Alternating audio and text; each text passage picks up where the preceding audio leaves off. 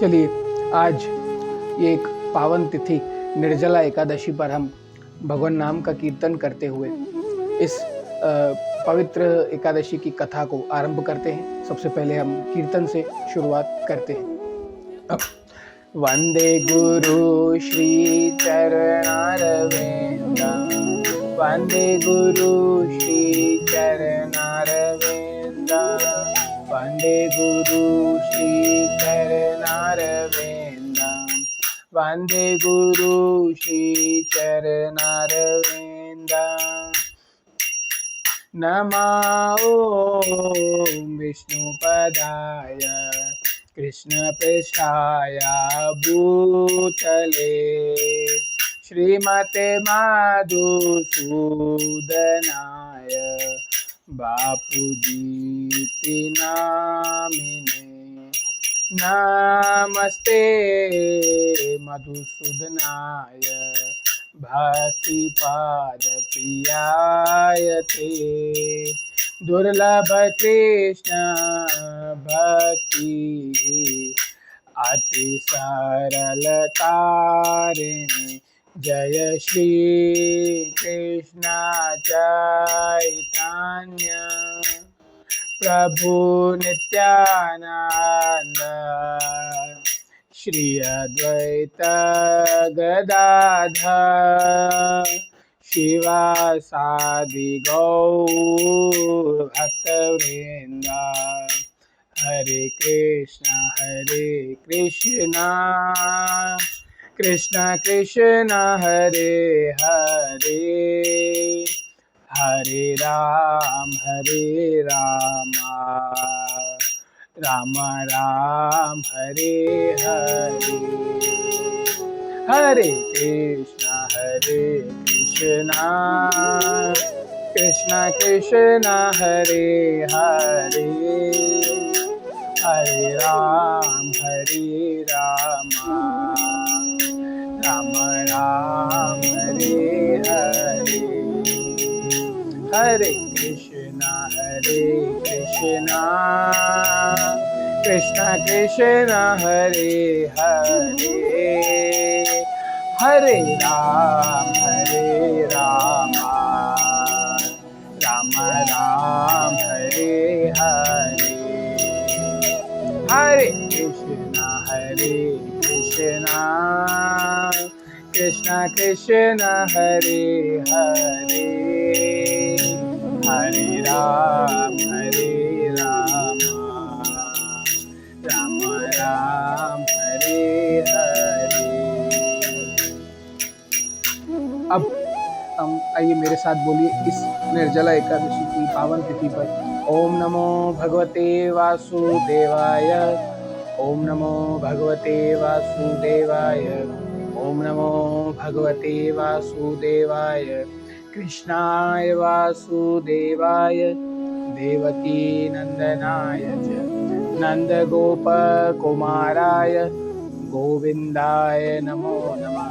हे कृष्ण करुणा सिंधु दीनबंधु जगतपति, गोपेश गोपीकान्ता राधाकांत नमोस्तुते। तप्ता कंचन गौरंगी राधे वृंदावनेश्वरी, वृषभानुसुत देवी प्रणमामि हरिप्रिय।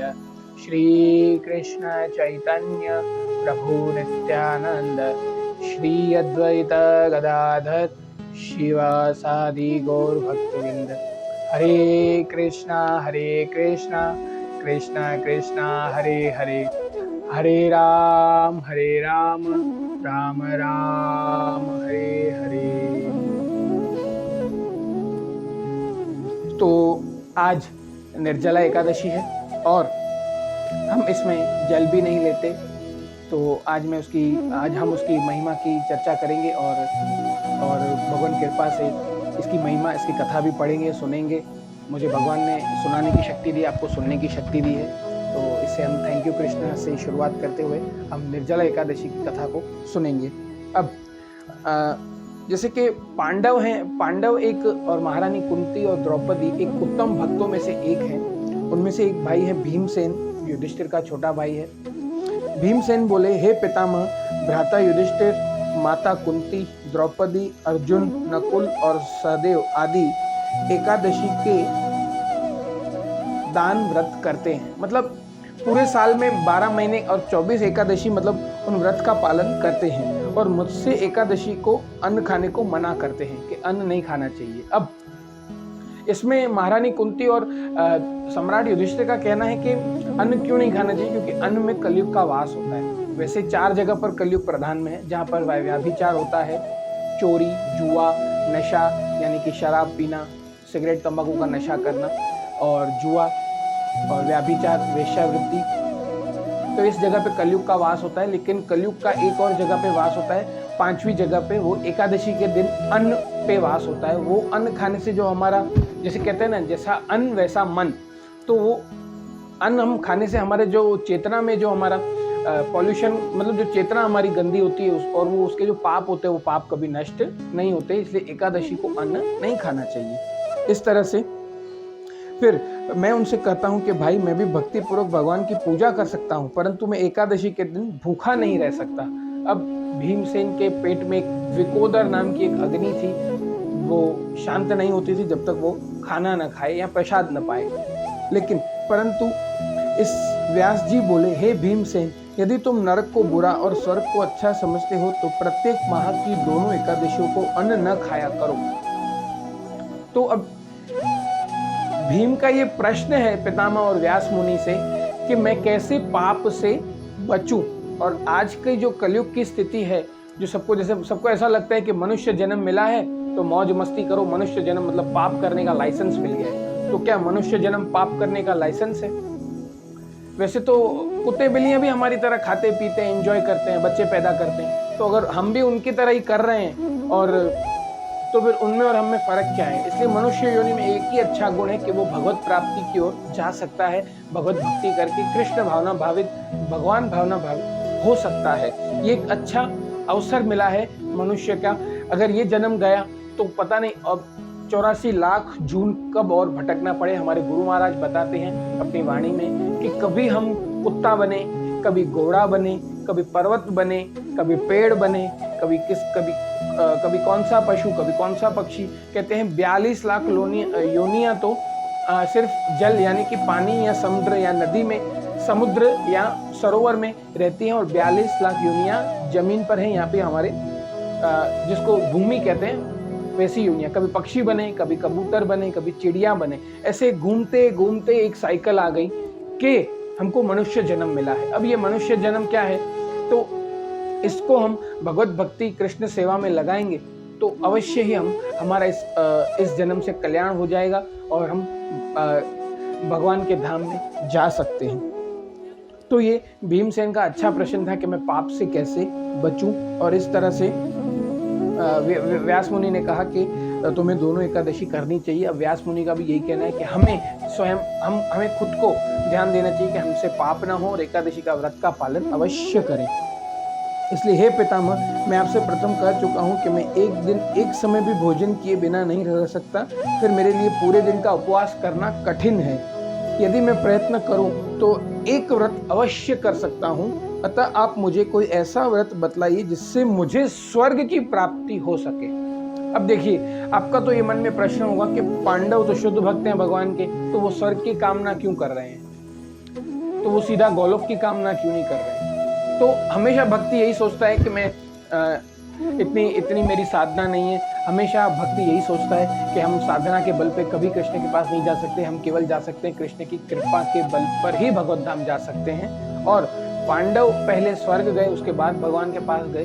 तो जैसे हमारे गुरु महाराज अपनी वाणी में बताते हैं मधुसूदन बापू जी के कोई फ्लाइट जब जो विदेश जाता है तो एक बीच में एक लैंडिंग पॉइंट होता है, ट्रांजिट जिसको कहा जाता है। कि मान लो कि आपको मुंबई से साउथ अफ्रीका जाना हो या मुंबई से अमेरिका जाना हो, तो एक 12 घंटे की फ्लाइट होती है। 12 घंटे के बाद दूसरी फ्लाइट होती है, तो वो आपको आपके लक्ष्य पर पहुंचाती है। अमेरिका या साउथ अफ्रीका को किसी भी देश में जाना हो, तो वैसे ही पांडवों ने सेम किया कि पहले स्वर्ग गए, फिर वहां से कृष्ण के पास अपने गोलोक धाम जो सनातन धाम है वहां गए। अब श्री व्यास जी बोले, हे वायुपुत्र, बड़े 2 ऋषि और महर्षियों ने शास्त्र आदि बनाए हैं कि मनुष्य को दोनों पक्षों की एकादशियों का व्रत करना चाहिए, इससे उन्हें स्वर्ग की प्राप्ति होती है। और श्री व्यास जी के वचनों को सुनकर भीमसेन ने नरक में जाने के कारण अत्यंत भयभीत हुए और लता के समान कांपने लगे। वह बोले, हे पितामह, अब मैं क्या करूं? तो नरक से सबको भय है।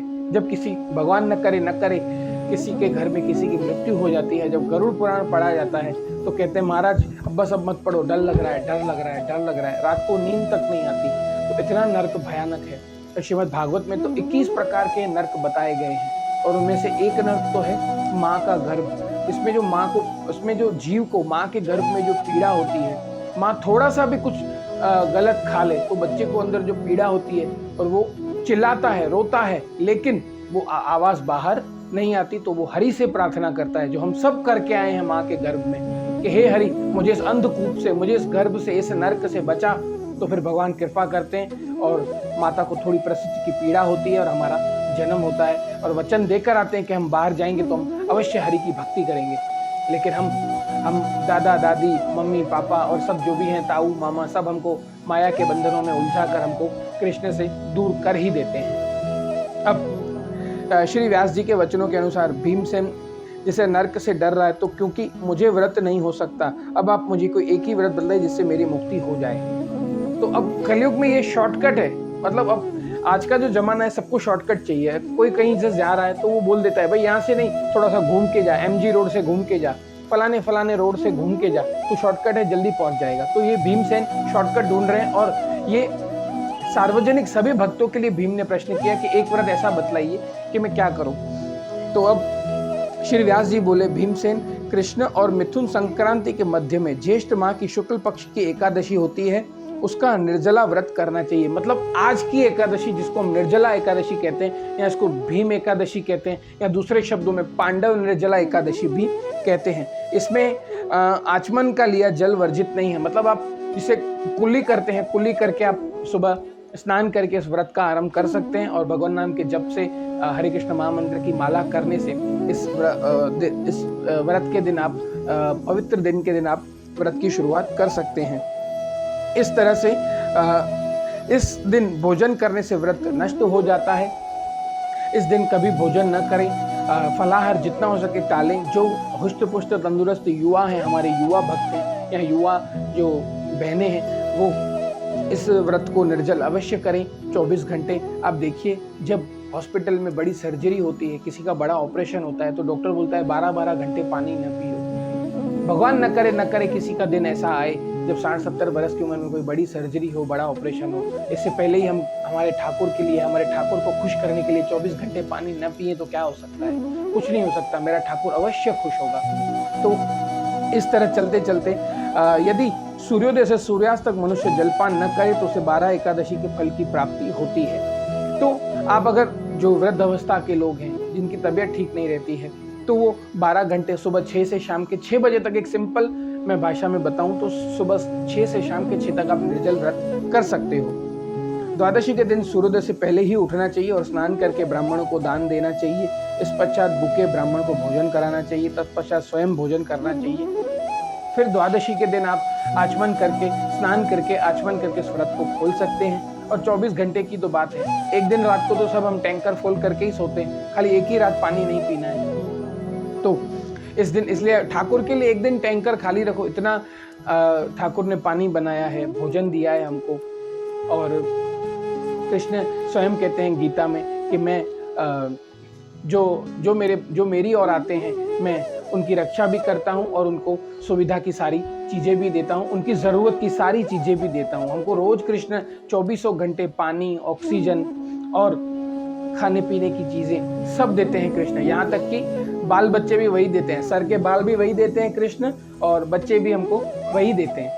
तो इस तरह से इतनी कृपा करके भगवान दे रहे हैं हमको, और भी कृपा चालू है। जब तक हमारी मृत्यु नहीं हो जाती तब तक हमको ऑक्सीजन चालू ही है। और ऐसा कभी किसी ने सुना है कि कोई व्यक्ति गया मरने के बाद और आया हो न्यूज़ में कि भाई तू 80 साल जिया, इतने करोड़ों का ऑक्सीजन लिया है तूने, ला पैसे दे। हॉस्पिटल वाले तो आपसे 2.5 लाख, 3 लाख, 10 लाख रुपए मांग लेंगे। अगर नहीं हो पाएगा तो छुट्टी दे देंगे, भाई जाओ मरो जाके, नहीं है ऑक्सीजन, पैसे नहीं है। तो कृष्ण हमको पूरी जिंदगी ऑक्सीजन देते। तो क्या हम एक दिन कृष्ण के लिए निर्जल व्रत नहीं रख सकते, हमें अवश्य रखना चाहिए। अब ऐसे करते करते भीमसेन ने स्वयं भगवान ने मुझे कहा था कि इस एकादशी पुण्य समस्त तीर्थों और दानों के पुण्य के बराबर है। एक दिन निर्जल रहने से मनुष्य पापों से मुक्त हो जाता है। इससे बड़ी अपॉर्चुनिटी, इससे बड़ा अवसर, सुअवसर कहाँ है। जो मनुष्य निर्जल एकादशी का व्रत करते हैं उसको मृत्यु के समय भयानक यमदूत नहीं दिखते हैं। अब यमदूत, जैसे कि मैं बताऊं, यमदूत का एक रोम होता है ना, जैसे हमारे शरीर में जो बाल होते हैं हाथ पे पाँव पे, वो एक जाड़ी मोटी रस्सी के समान होता है। इतने भयानक यमदूत दिखते हैं। कभी समय मिला तो हम गरुड़ पुराण पर भी चर्चा करेंगे कि यमदूत कैसे होते हैं, और श्रीमद् भागवत में भी इसकी विस्तृत से चर्चा की गई है। और श्रीमद् भागवत में तो यमराज ने यहाँ तक कहा है कि हे मेरे दूतों, उनके पास कभी मत जाना जिनकी जुबान पर श्री हरि का नाम है, मेरे ठाकुर, मेरे कृष्ण का नाम है, क्योंकि मैं स्वयं नहीं जाता उनके पास, तो तुम जाके क्या कर लोगे। वो उनकी प्रॉपर्टी, वो उनको ही संभालने दो। अब जैसे किसी का बच्चा है, अगर वो बच्चा कहीं खो गया है तो उसके माता पिता उसको लेने आते हैं। अगर वो बोलेगा कि हाँ मेरे मम्मी पापा यहाँ हैं, मैं यहाँ घूम गया हूँ, तो अनाउंसमेंट होती है कि स्टेशन पे या बस डिपो पे कि ये बच्चा खो गया, इसका बच्चे का ये नाम है, उसके पापा का ये नाम है, तो वो जाते हैं और बच्चे को लेकर आते हैं। तो इसी तरह हम अपने पिता का, हम अपने परम पिता श्री कृष्ण का पूरे दिन जाप करते हैं, हरे कृष्ण कृष्ण कृष्ण हरे हरे, हरे राम राम राम हरे हरे। तो हम ये जब जाप करते हैं तो यमदूतों को भी पता है कि ये परम पिता का, अपने पिता का ही जाप कर रहा है, तो हमको वो लेने कभी नहीं आएंगे, ना हमको कभी दिखेंगे। और हम प्रार्थना करेंगे कि किसी को यमदूत ना देखें, मेरे ठाकुर स्वयं उनको लेने आए। अब उस समय भगवान विष्णु के यमदूत स्वर्ग से आते हैं और उनको पुष्पक विमान पर बिठाकर स्वर्ग ले जाते हैं। अतः संसार में सबसे श्रेष्ठ निर्जला एकादशी का व्रत है। अब ये एक अच्छा सुअवसर मिला है। अगर किसी ने पिछले 6 महीने में एकादशी नहीं रखी है या अगर भंग हो गई है तो वो निर्जल रख के उस एकादशी का भी पुण्य प्राप्त कर सकता है, जो पिछली 6 महीने की जितनी 11